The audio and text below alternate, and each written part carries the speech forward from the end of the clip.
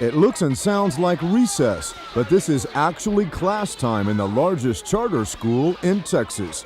It's called Prepared Table, but some are wondering if it's really preparing children for adult life. This is absolutely appalling. During the last 3 months, Fox 26 Investigates has gone undercover inside Prepared Table, visiting the school half a dozen times. Hey, y'all get inside that building!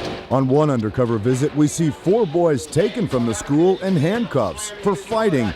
The school is housed in a church, and we found numerous classes going on at once inside the sanctuary. We see one student apparently asleep on a pew. Others kneel down to use the pew as a desk.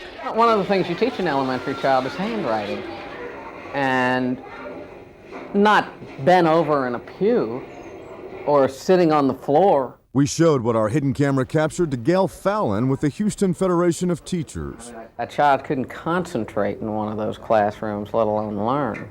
At Prepared Table, the passing rate on the TOS test is only 22%, compared to the statewide average of 80%. Some parents tell us their children never have homework. My 3rd grader been going there since last year, and I have yet to see her with a book. We first reported on Prepared Table in August of 1999. At that time, the school had no occupancy permit and didn't meet the city's fire code regulations. In fact, it was so bad, fire officials placed a placard on the school, calling it a dangerous building.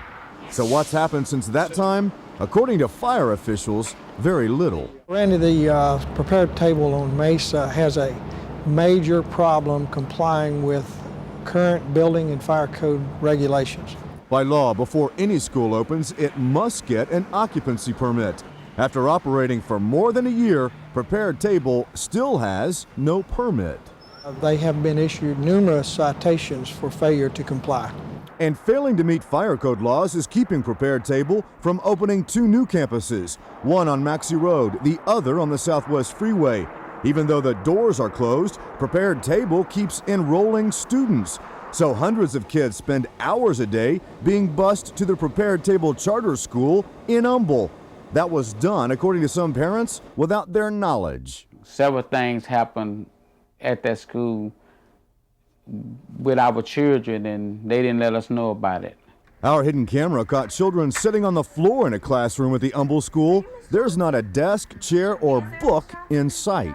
We had no materials, no supplies. We had no desks, no chairs, no tables. Deidre Berry is a former teacher at Prepared Table in Humble. She has no college degree and says there were other teachers who didn't even have high school diplomas. How can you teach a 12th grader to get their education and their high school diploma to graduate it when you don't even have yours?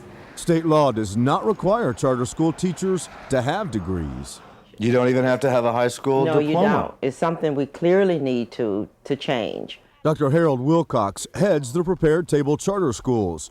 By the end of this year, Prepared Table will have received some $13 million from the state. For more than a month now, we've been trying to get answers from Prepared Table. Answers about their teaching staff and the salaries of administrators here. By law, the school is required to give us these answers, but so far they've told us nothing. Dr. Wilcox has declined numerous requests for an interview. The school gets state funds based on attendance and performance. Allegations are being made that absent students are counted as present and failing students are passing. Like my 4th grade, I know he's not on grade level, but they sent a report card showing that he was on grade level without passing grades, and that's not so.